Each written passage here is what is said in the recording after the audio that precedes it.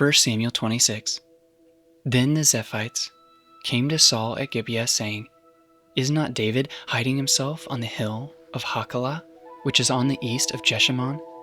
So Saul arose and went down to the wilderness of Ziph, with 3,000 chosen men of Israel to seek David in the wilderness of Ziph.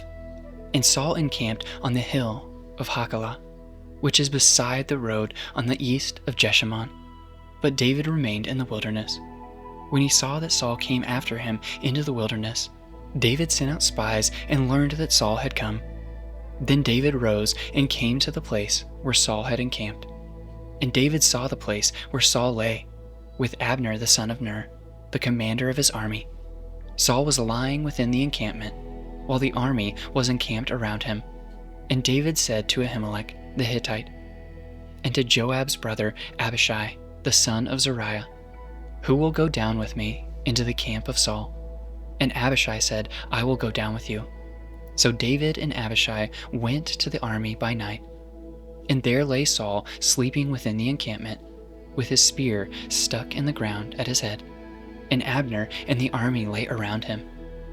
Then said Abishai to David, God has given your enemy into your hand this day. Now please let me pin him to the earth with one stroke of the spear, and I will not strike him twice. But David said to Abishai, Do not destroy him, for who can put out his hand against the Lord's anointed and be guiltless? And David said, As the Lord lives, the Lord will strike him, or his day will come to die, or he will go down into battle and perish. The Lord forbid that I should put out my hand against the Lord's anointed. But take now the spear that is at his head, and the jar of water, and let us go. So David took the spear and the jar of water from Saul's head, and they went away. No man saw it or knew it, nor did any awake, for they were all asleep, because a deep sleep from the Lord had fallen upon them. And David went over to the other side and stood far off, on top of a hill with a great space between them. And David called to the army and Abner the son of Ner, saying, Will you not answer, Abner? Then Abner answered, Who are you who calls to the king? And David said to Abner, Are you not a man? Who is like you in Israel? Why then have you not kept watch over your lord the king? For one of the people came in to destroy the king your lord. This thing that you have done is not good.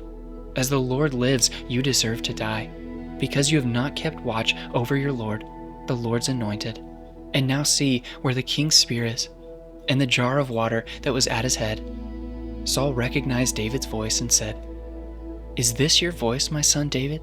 And David said, It is my voice, my lord, O king. And he said, Why does my lord pursue after his servant? For what have I done? What evil is on my hands? Now therefore let my lord the king hear the words of his servant. If it is the Lord who has stirred you up against me, may he accept an offering. But if it is men, may they be cursed before the Lord. For they have driven me out this day, that I should have no share in the heritage of the Lord, saying, Go, serve other gods. Now therefore let not my blood fall to the earth away from the presence of the Lord. For the king of Israel has come out to seek a single flea, like one who hunts a partridge in the mountains. Then Saul said, I have sinned. Return, my son David, for I will no more do you harm, because my life was precious in your eyes this day. Behold, I have acted foolishly, and have made a great mistake. And David answered and said, Here is the spear, O king. Let one of the young men come over and take it. The Lord rewards every man for his righteousness and his faithfulness. For the Lord gave you into my hand today, and I would not put out my hand against the Lord's anointed. Behold, as your life was precious this day in my sight, so may the life be precious in my sight of the Lord, and may he deliver me out of all tribulation. Then Saul said to David, Blessed be you, my son David.